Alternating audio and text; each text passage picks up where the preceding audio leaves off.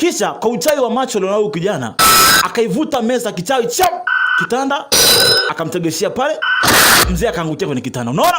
Udogo kumbe ni mchawi naye. Na hapa uchawi hautakiwi. Umefanya nini wewe kijana wewe? Niambie. Mimi sijui kimekuaje, nimefanya tu. Mtu yote akikuona unachokifanya hapa. Amna, mimi nilikuwa najaribu tu kufanya kitu kidogo kukusaidia. Najua ulitumia kitu gani. Nakuuliza umejifunza wapi uchawi? Sijajifunza pale. Nisijifunza popote pale. Umejisomea wapi uchawi huo? Nijibu. Mimi sijasoma uchawi kabisa, sijawahi kufundishwa pia. Unanidanganya kijana. Nakwambia tu kunisemeje sasa? Niambie ukweli. Mimi nilizaliwa nikiwa hivi. Haiwezekani. Wewe nani kwanza? Na barua iko hapa. Kumbe hata mjui alikuwa anapaswa kumpokea. Aliambiwa tu jina lake. Alimpa barua. Mimi sina miwani yangu hapa. Mimi ni Merlin. Mtoto wa Hunise. Ndiyo huyo. Niliambiwa uje Jumatano hapa. Mbona leo umekuja mapema namna hii? Lakini Jumatano leo. Okay. Okay sawa. Weka mzigo yako pale. Alafu mzee kumbe alikuwa hajawahi kumuona. Alafu useme chochote kile. Usimwambie mtu kuhusu alotokea hapa leo. Usijali.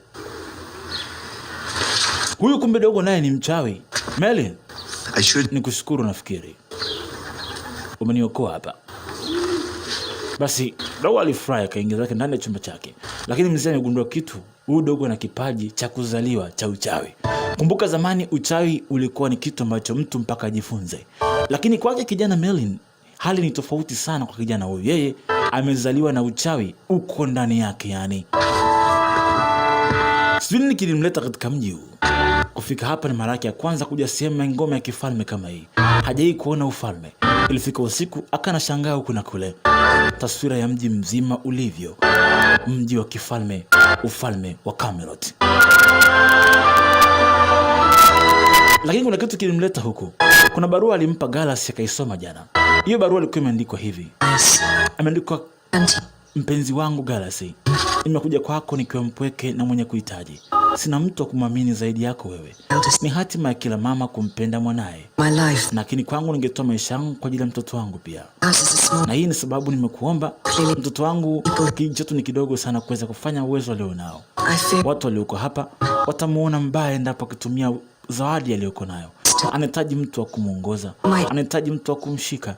Naomba msaidie mtoto wangu ajue jinsi ya kutumia zawadi yake. Na kuomba kama unaelewa mapenzi ya mama kwa mtoto, naomba mtunze mwanangu na Mungu aokoe nini nyote. Hii ni barua mama yake Merlin alimwandikia Gaius ndio huyu hapa. Gaius ni dokta aliyesoma barua. Kumbe mama yake kamleta hapa akimtaka Gaius amsaidie kijana wake. Kwani kijana wake mzaliwa na nguvu ya kichawi, ni kama zawadi lakini hajui aitumia vipi. Basi ndivyo ilivyokuwa. Lakini usiku kufika katika jumba la mfalme, binti wa mfalme hakupendezwa na kile kitendo. Yes. Morgana, why are you not joining us? Tunakuja kula na sisi leo. Kukata kichwa cha mtu baba kirahisi kwa ajili ya sherehe sio kitu kizuri. Mama alikuwa analia yule. Ni adhabu yake akifanya kosa kutumia uchawi. Anafanya kosa gani?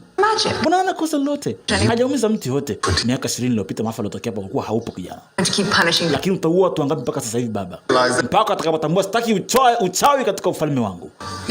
Na wewe utakwenda mimi kumpokea mgeni, twende. Ndio kama sitaki sherehe, utataka. Mimi ndiye babako. Na mimi ndo mfalme. Na kutegemea huje tukampokea mgeni. Na kama uniheshimu mimi, heshimu mgeni anayekuja. Mwimbaji yetu Helen.